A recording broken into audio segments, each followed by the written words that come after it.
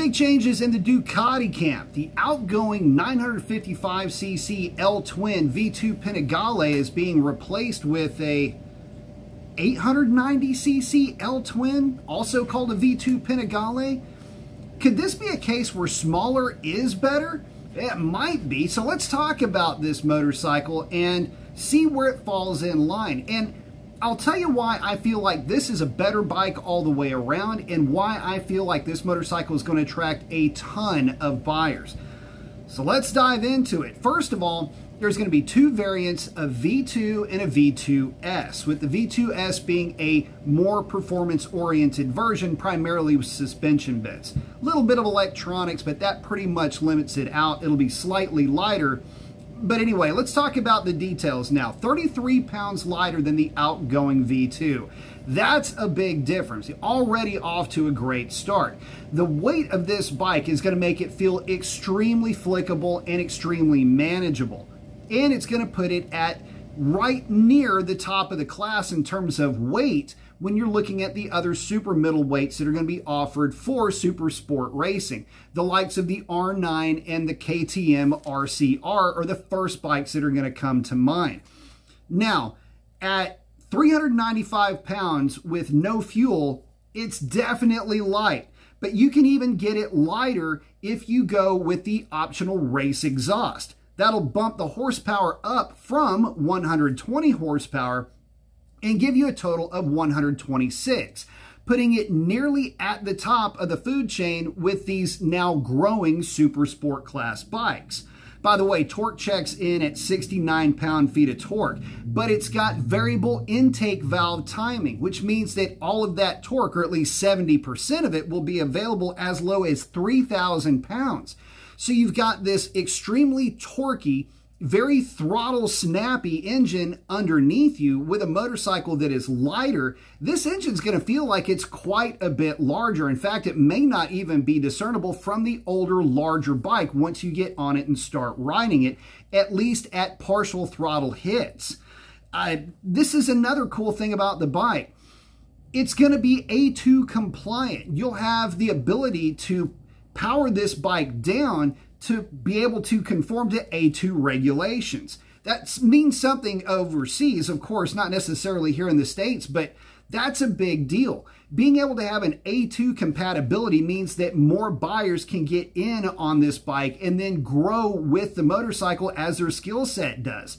That's really cool. Plus, you get to do it on a Ducati. What could be better than that? Speaking of riders, let's talk about the rider aid suite. You've got 4 different riding modes. You've got race, sport, road, and wet. It's got this full complement of rider aids, 6-axis IMU, which is what you would expect, ABS with corner functionability, traction and wheelie control, launch control, and of course a quick shift. These are starting to become expected, especially at this price point, which by the way ain't cheap. We'll get to that here in a minute, but an incredibly capable machine nonetheless. It's in a perfect, for what some people would expect anyway, to be a perfect power range of around 120 to 130 horsepower, and for the street, it fits in great, extremely snappy, and with that variable cam timing, it is going to feel like a much larger bike underneath you. Flickability, I'm starting to think that this might be one of the best overall motorcycles on offer.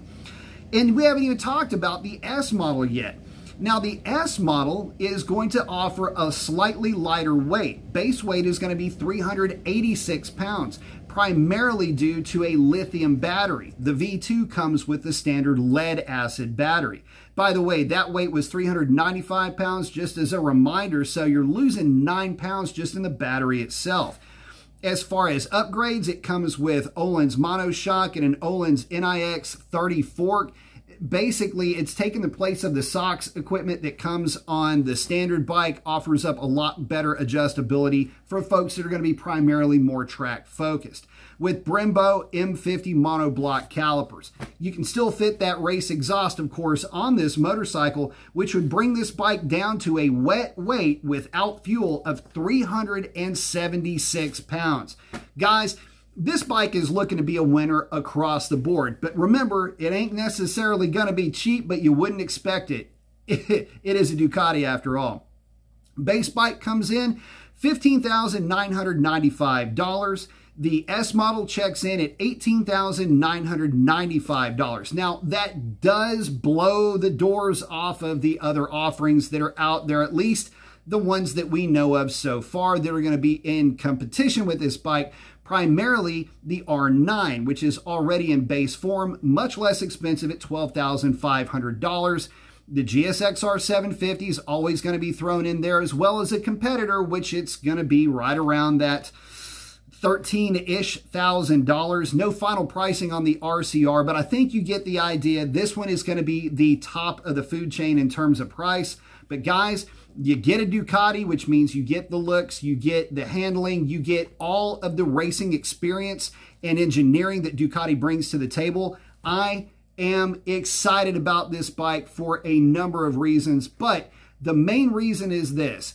It offers the most versatility and the most grow ability of any of the bikes so far on offered. And at the prices that they're asking, I don't think that it's too much, especially given the fact that you get the sex appeal of having a Ducati. So guys, post up your comments. Let me know what you think about this bike, and we will catch you on the next one.